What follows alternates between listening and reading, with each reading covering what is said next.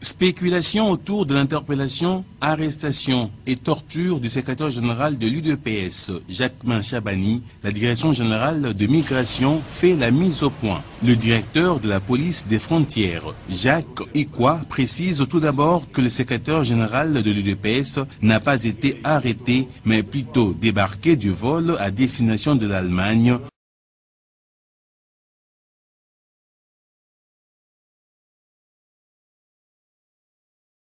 Le secrétaire général de l'UDPS devait se rendre en Allemagne, comme je l'ai dit tout à l'heure, sur invitation du gouvernement, des autorités allemandes pour s'adresser au Parlement allemand. En fait, c'est le président Tshisekedi qui était invité, mais ne pouvant pas s'y rendre, il a délégué le secrétaire général de l'UDPS.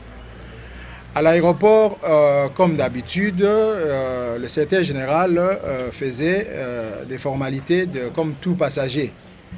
Et devant l'agent d'immigration qui lui a posé la question de savoir qu'est-ce qu'il avait par devers lui-même, M. Chabani, a présenté son sac, comme ça se fait habituellement, le sac à main, parce que les bagages qui devaient aller en soute, comme vous le savez, ont été enregistrés pendant la journée par l'agence de voyage, la compagnie aérienne Sabena, et Bruxelles Airlines, excusez-moi, et le contrôle devait se limiter à ce moment-là seulement sur le bagage en main.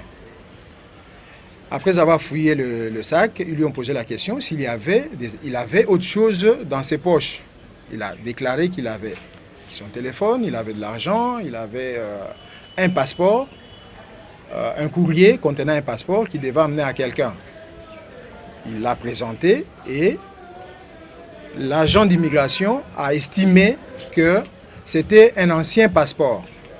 Étant donné que c'était un ancien passeport qui n'était plus valable et que c'était une propriété de l'État congolais, il n'était pas question de l'emmener ou de l'envoyer au propriétaire. Et c'est ainsi qu'il va demander au secrétaire général de le laisser. Et c'est ce qui sera fait. Donc tout s'est arrêté là. Le passeport a été retiré par l'agent d'immigration et M. Chabani a poursuivi son bonhomme de chemin dans la procédure d'enregistrement jusqu'au moment où il sera cette fois-ci interpellé par l'ANER. Donc ce n'était plus la DGM, c'était maintenant l'ANER qui est entré en jeu, qui est entré dans la danse pour l'interpeller et lui signifier qu'il ne pouvait plus voyager.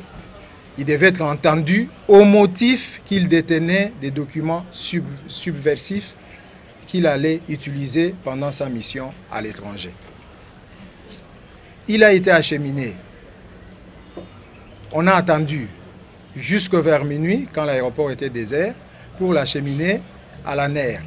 Donc ce n'était plus un dossier de la DGM, mais c'était plutôt un dossier de l'Agence nationale des renseignements. Aussitôt arrivé là-bas, il n'avait même pas été entendu. Il a été malmené par des gens, je l'ai vu en personne moi-même ce matin, il m'explique qu'il a été malmené par des gens à faciès Tutsi. Il était dans la cour des bureaux de l'ANER qui sont situés en face de la primature. Ils l'ont laissé quelques instants et puis ils sont revenus habillés en imperméable de l'armée. Les imperméables verts avec cagoule. Et ils se sont couverts le visage. Ils avaient avec un tissu et ils ont enroulé sa tête dans ces tissus. Ils prenaient des photos, ils filmaient, ils l'ont déshabillé, nu, et ils commençaient à le frapper. Je ne sais pas, il ne sait pas, il ne sait pas avec quel objet on le frappait, mais on le frappait de partout, et surtout sur la tête. À un moment donné, on l'a conduit vers ce qu'il a semblé comprendre une sorte de lavabo ou de bassin pour le noyer. Jusqu'à un moment où il commençait à perdre connaissance, il entendra quelqu'un dire « Qu'est-ce que vous êtes en train de faire? Il ne faut surtout pas ça, il ne faut pas faire ça. » Et ils vont lâcher, ils vont l'abandonner, la personne va les récupérer, lui enlever l'habit qu'il avait autour du cou, sur la tête. Il va utiliser les vêtements du secrétaire général pour essuyer ses blessures, parce qu'il avait du sang sur la tête, et prendre dans ses valises un autre vêtement pour le rhabiller. Parce qu'à l'aéroport, le checking était déjà fait, mais malheureusement, ils ont dû retarder le vol pour récupérer ces bagages qui étaient déjà en soute. Et c'est dans ces conditions qu'ils vont le déplacer de leur bureau en face de la primature jusque vers le bureau du patron de l'ANER en personne, vers 3 h du matin, qui va décider de sa libération.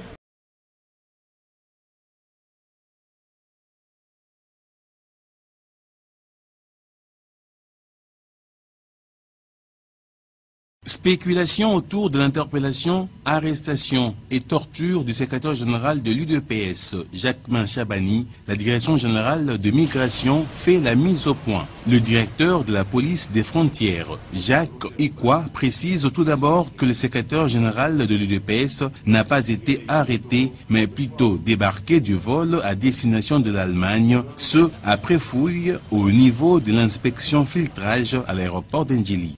Lorsque M. Jacquemin arrive au poste d'inspection filtrage, son bagage passe à la fouille et pendant la fouille, on trouve un passeport qui ne lui appartient pas dans son sac. Ce passeport, il est là et il appartient à un certain Kankou Olamba Patrick. C'est un passeport expiré. Non seulement qu'il a expiré, mais il n'a plus cours de validité. On le fait venir au bureau.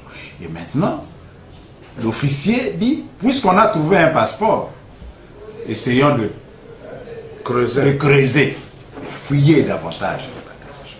Et la fouille va permettre qu'on se retrouve devant avec ce document.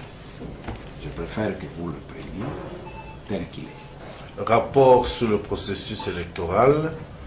Démonstration de la fraude électorale et de la victoire du président Étienne Tshisekedi Omulumba à la présidence du 28 novembre 2011. Mais cette fouille est aussi une fouille de sécurité. On ne peut pas accepter que des bagages, dans les bagages, on retrouve des choses, des documents, des natures à porter atteinte même à la sécurité de l'État, de nature à discréditer l'État à l'extérieur. C'est comme ça que l'officier qui s'est retrouvé devant ces documents, il dit non, non, ça c'est un autre problème. Ok? Je ne peux pas laisser partir ce document. Ces explications viennent donc dissiper tout malentendu entretenu par la presse, la DGM qui dément en même temps les allégations de torture à l'égard du secrétaire général de l'UDPS. Ce dernier, une fois en régularité avec les formalités administratives exigées à la frontière, peut librement se rendre à l'étranger. Il n'y a donc pas de mesures de restriction, martèle la Direction générale des migrations.